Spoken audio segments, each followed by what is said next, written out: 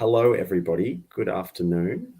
Welcome to this CCUF presentation. My name is John Crozier. I represent Monash University in North America, and I just wanted to share with you a little bit of information today about our university, which is based in Melbourne, Australia.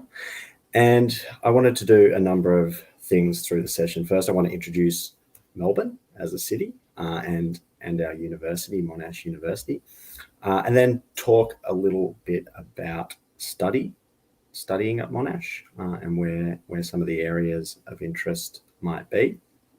And in addition to that, discuss sort of what careers and employability looks like beyond studying at Monash.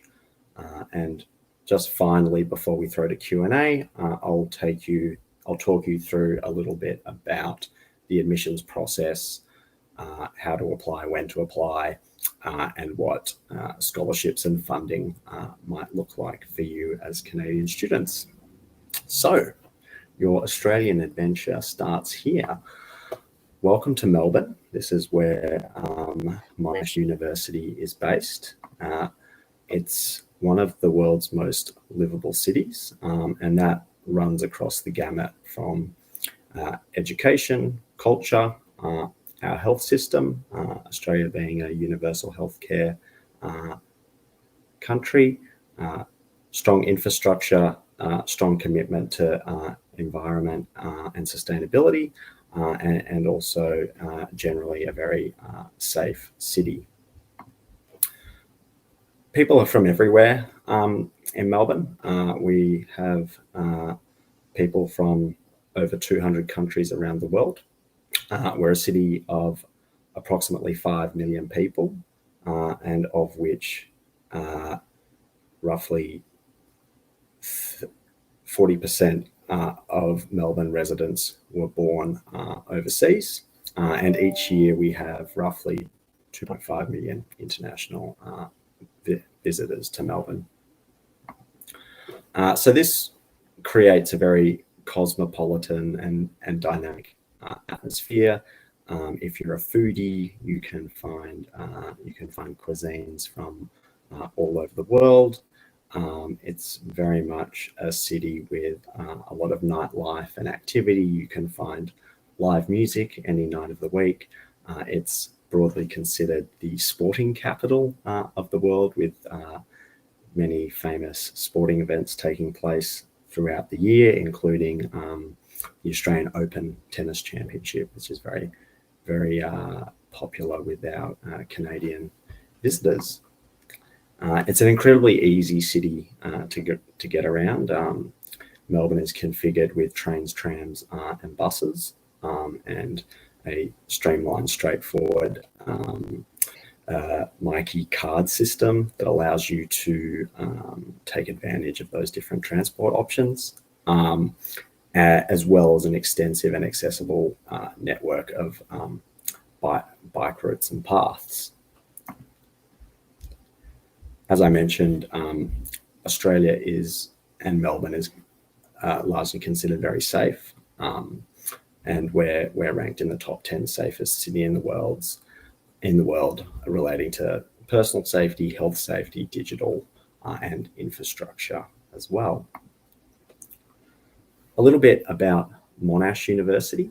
We're an incredibly global university, and we have campuses and partnerships not only in Australia, but around the world as well, specifically in the UK, Italy, India, Malaysia, and most recently we launched a campus in Indonesia.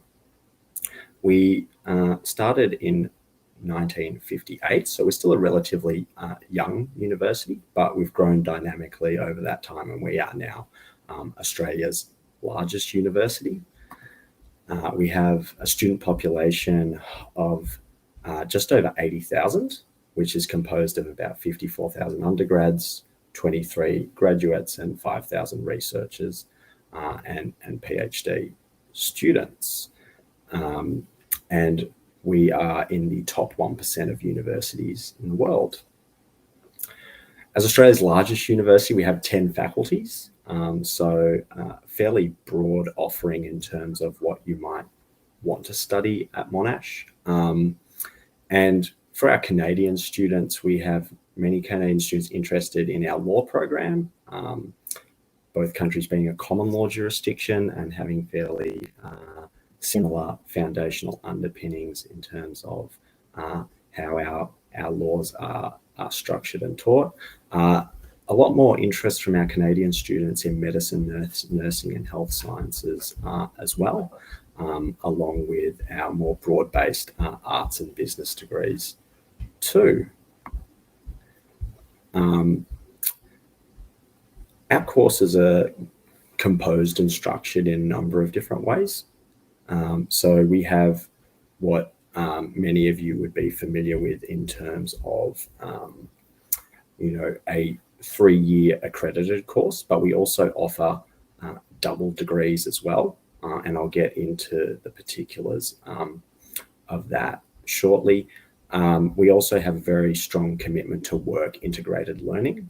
And I'll expand on that a little bit more as it relates to career opportunities and then employability beyond your studies.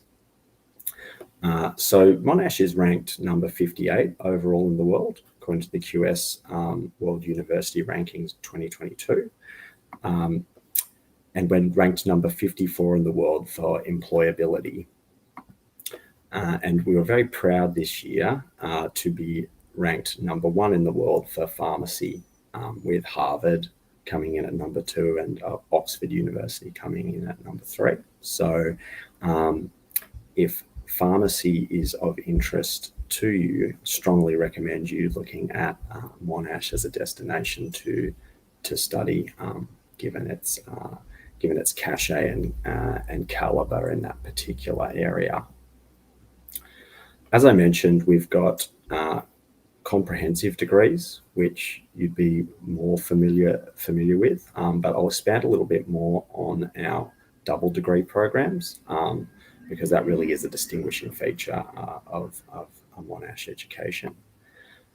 So basically how a double degree works is you can identify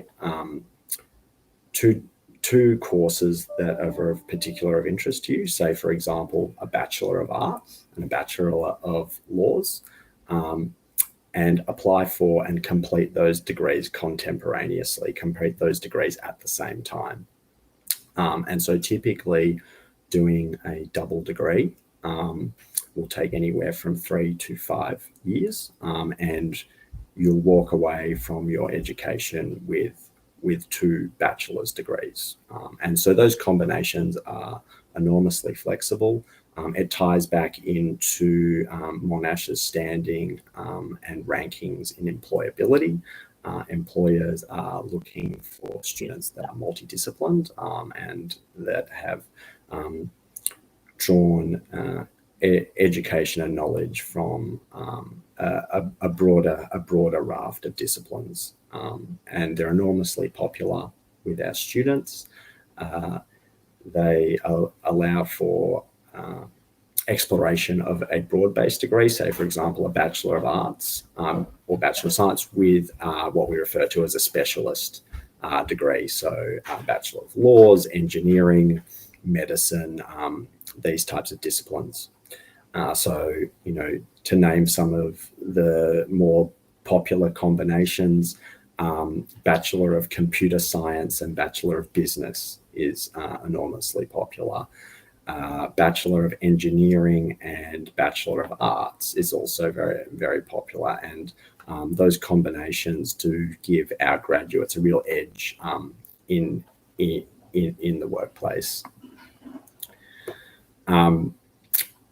Industry-based learning or work-integrated learning is very much a part of the Monash education, and that permeates right through all our faculties, whether you're studying a Bachelor of Medicine, whether you're studying a Bachelor of Arts, the industry focus is central to that.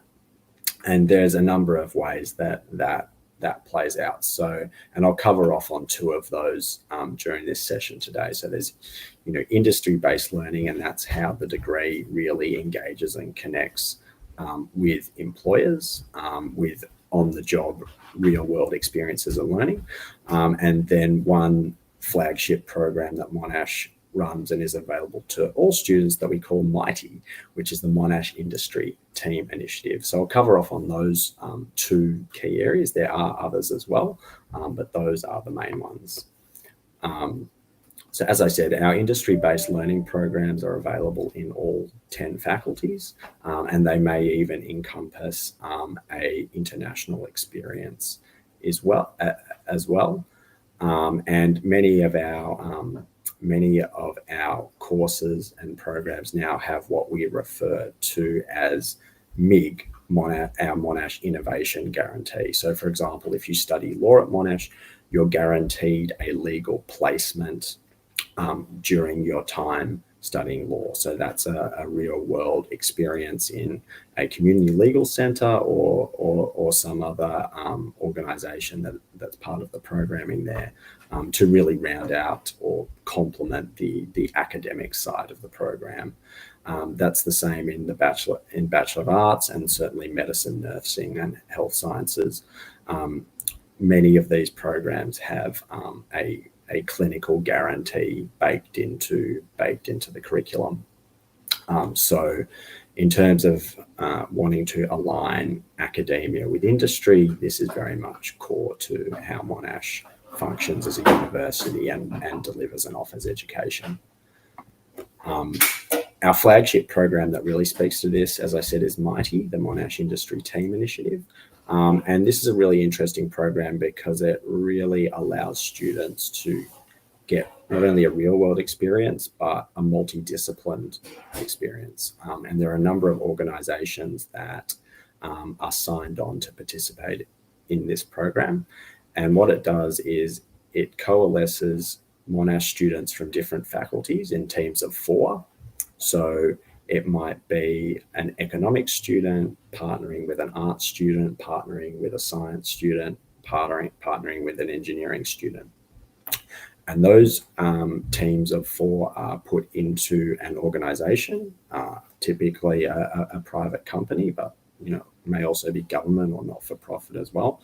And those teams are tasked with solving a real-world problem for that organization over a 12-week period.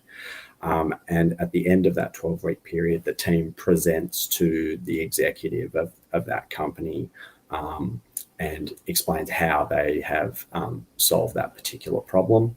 It's enormously popular with those companies. It's enormously popular with students.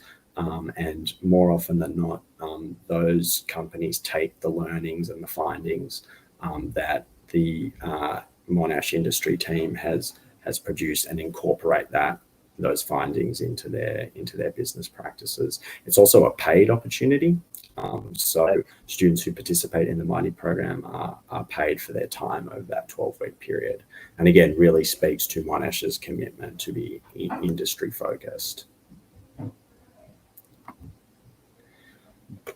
I'll move now and talk a little bit about intakes for Monash. So the academic calendar for Monash is a little bit different than in North America. So we have a semester 1 that starts in February, and we have a semester 2 that starts in July of each year. And in terms of application deadlines for either a semester 1 start or a semester 2 start, for semester 1, applications can take place at any time prior to February. Suffice to say, you need to allow sufficient time for travel arrangements, visas, and all that kind of thing. And then for semester 2, which starts in July, the application needs to take place prior to September in the year prior. So if you're looking to start semester 2 in 2024, then the application would need to be in prior to September of 2023. But Having said that, as I said, please think of me as a resource here in North America. So if you are seriously considering studying at Monash, please do let me know, because we can obviously work with you to make a plan for study and travel arrangements and everything else. One of the good things in terms of admission, in my opinion, at Monash is the application process is very clear and transparent. So Monash doesn't really look at extracurriculars or anything like that. The admissions process is really based on your high school academics, and so we can look at your high school scores and give you a very clear response as to the likelihood of you being accepted into a Monash course. And so I think, if you're academically inclined and you have that as a focus, I think you certainly should consider Monash, because we can give you a very clear and transparent response to your likelihood of acceptance. That's just a little bit about the different the different scores we can look at, including the IB program. A little bit about scholarships that are available. The two key ones are the Monash International Leadership Scholarship, as well as the Monash International Merit Scholarship, and the application of both those scholarships. I can share further information with you, but strongly encourage you to look into both of these opportunities if you are seriously considering Monash.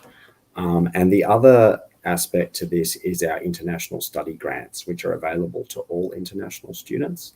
And upon accepting an offer at Monash, you'll receive the international study grant, which is really designed to help with relocation and all that kind of thing. And obviously, a huge advantage is if you're considering coming to Australia to study with us. That concludes my presentation. I hope I've been able to, present a little bit about what life is like living in Melbourne and studying at Monash, and the broad raft of opportunities that become available to you by studying internationally. I can't recommend it highly enough. I'm certainly a product of a Monash education and studying internationally, and that's how I find myself sitting here in front of you, talking to you. And best of luck, and I hope you really take in what you're learning at this fair, and listening to as many people as possible in order to help inform your decision-making process and figuring out what is really of interest to you and what you might be passionate about, and how to move forward with your academic career. So thank you for listening to me. I really do appreciate it, and happy to address any questions that you might have. And we've got a bunch of questions coming through on the chat here, which is great. Let me see. So we've got Abby, who's asking, if I took pharmacy at Monash, would my doctorate be able to transfer back to Canada after I graduate? Yeah, so the pharmacy degree is very transferable, and as I said, Monash is #1 in the world for pharmacy, and so certainly that would translate back to Canada's pharmacy and commercial landscape. And Abby, happy to have a further conversation with you about that, and even put you in touch with some of our pharmacy alum who are working in Canada and the US, so they can speak more specifically to studying pharmacy at Monash, and then how that's given them a career trajectory in Canada. A few more questions coming through here. So we've got a question. I end high school in June next year. So how will admission work? Good question. So if you're graduating end of June, that means that you can make once we know what your scores are like, you could make an application to study in semester 1 of 2024. And we can give you a very clear idea once we know what your scores are, the likelihood of you getting admitted. And we've just closed out on a bunch of students from Canada who are coming to study with us in semester 1 of 2023, who are in a similar position to you with ending high school at the end of June. So it is a fairly straightforward process. Once we know what your scores are, we can give you advice as to your likelihood of getting an offer, and we can go from there. We've got a question: is what is the average acceptance rate? And again, because it's a good question, really, as I said, we can look at your high school marks and give you a very clear idea of your likelihood of acceptance. We don't really look at any other factors. It's whether your marks correspond to the particular course program that you're looking to get into. Melanie asks, any chance you know a bit about the master's programs available and how that would work regarding being educated in Oz and practicing in Canada for something like a clinical psychology degree? That's a great question, Melanie. I don't have the specifics for clinical psychology degree. I do know that there are many Canadian students in our medicine, nursing, and health sciences programs, and we've helped a bunch of Canadian students come over for semester 1 of 2023 to start in those programs. That is certainly something that I can look into for you to find out specifically clinical psychology degree programs. Typically how those activities work is Monash courses and programs are generally recognized in Canada and North America, and it's a matter of the governing body looking at the program you've completed and seeing if it corresponds with their requirements. So that is something I can certainly find out for you and see if there's a precedent there, or someone who has done that, to give you a concrete answer on that. We've got a question here. Would you recommend taking a gap year? What does the university think about gap years? That's a really great question. So in Australia, and I think it's the same in Canada, I'm not sure, perhaps someone in the chat can comment on that. In Australia, taking a gap year is fairly common. So I live in New York now, and in the US, taking a gap year is probably a little bit less common than in Australia and other parts of the world. I'm thinking in the UK too. So it's generally looked upon favorably. So yeah, I mean, my personal view on that, to answer your question, is, look, a gap year is a spectacular opportunity to sort of think through what you might actually want to pursue academically, or what you actually might want to do beyond graduating high school.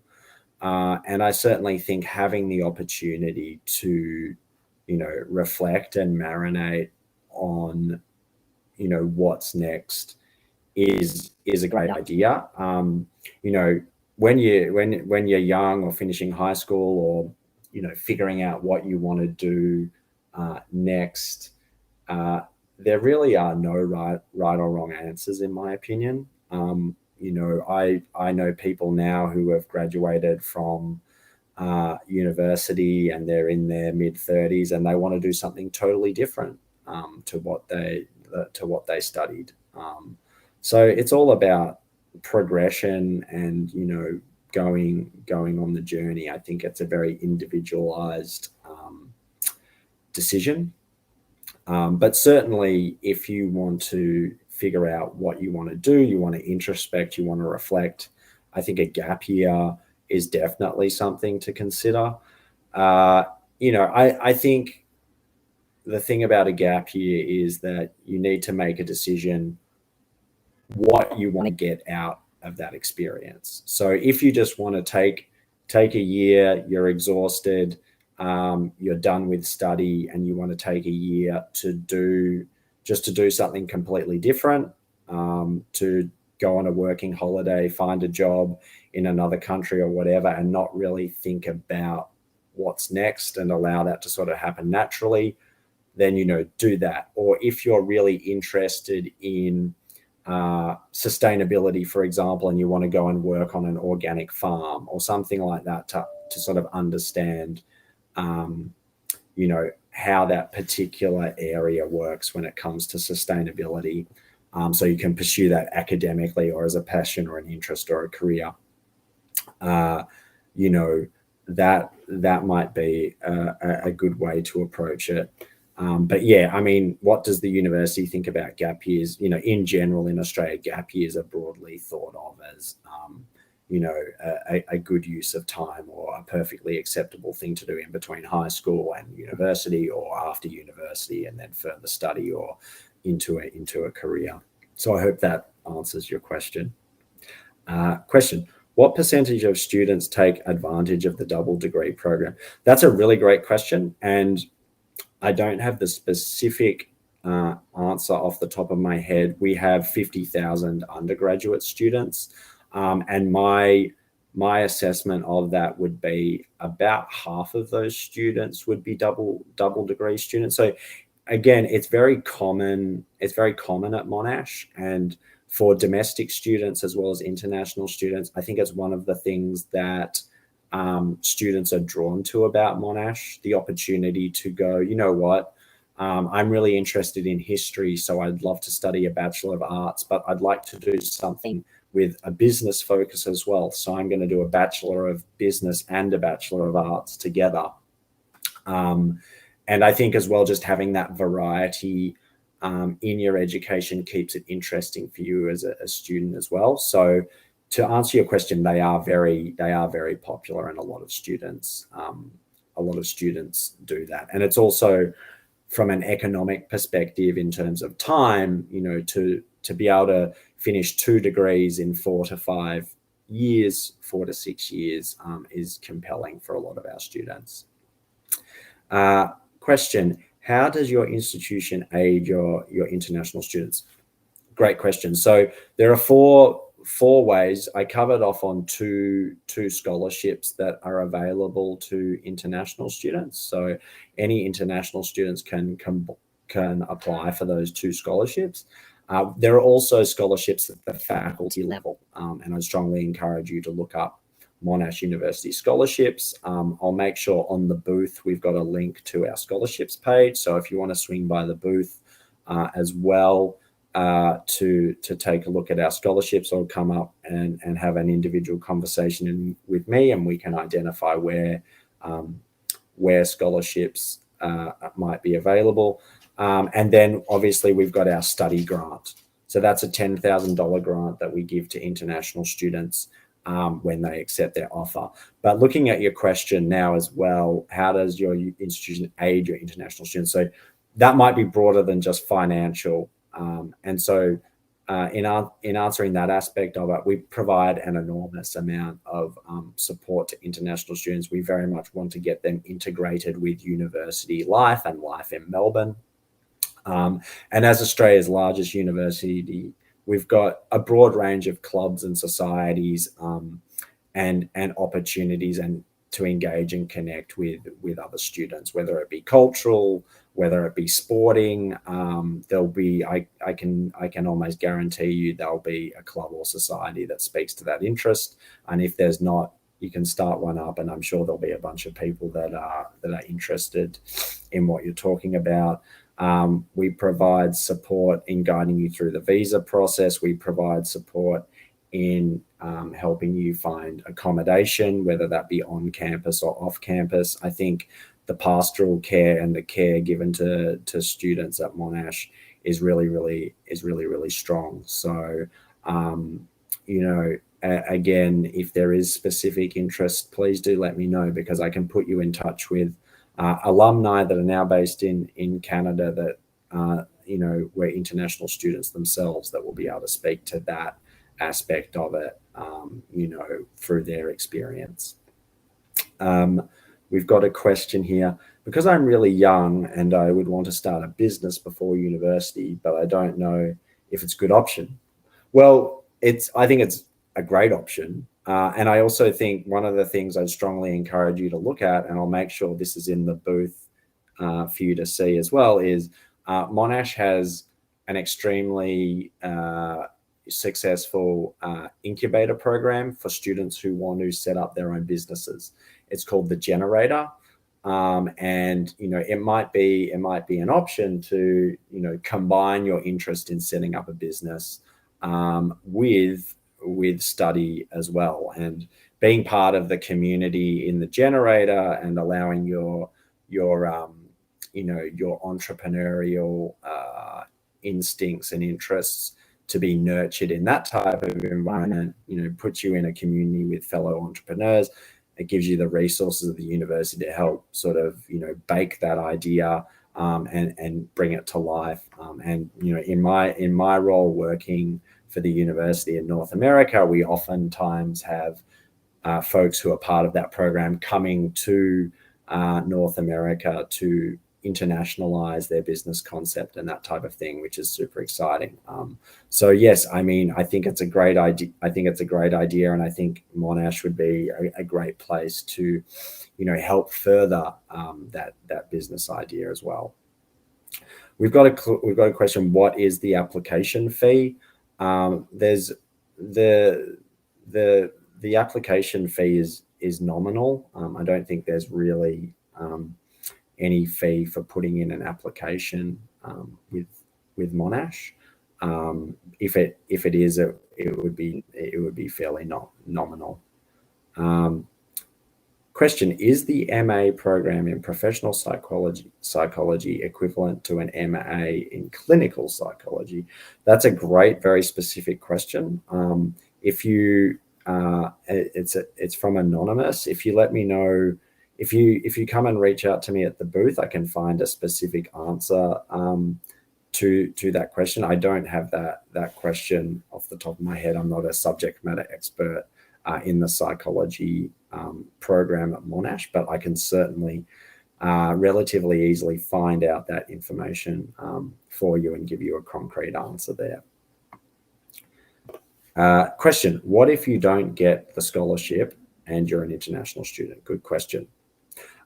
So if you don't get offered a scholarship, many of the funding programs that are available to you in Canada can be used for study at Monash. So I'd strongly encourage you to look at what your funding options are and see how they translate to studying at Monash. But yes, you're right. It's it can be a challenge to find funding options that work. They are out there. It's a matter of trying to find ones that will work for you. And again, what is your acceptance rate like? It's really on a course by course basis. So it depends what you want to study, whether you have the marks, whether you have the grades to study those programs, and we can give you a fairly accurate assessment as to your likelihood of acceptance. Because as I said, we don't really look at anything else. We just look at we generally just look at your grades to determine acceptance. So I think that seems to be all the questions that have been asked, which is great. There are a bunch bunch of really great questions. So I really appreciate your engagement there. As you can see, my contact information is on the screen there. My name is John Crozier Durham. You can find me at the email address there and the US phone number I have provided. Please feel free to drop by the booth if you want to continue the discussion with me. And yeah, thank you very much for your time, and enjoy the rest of your time at the fair. Thanks.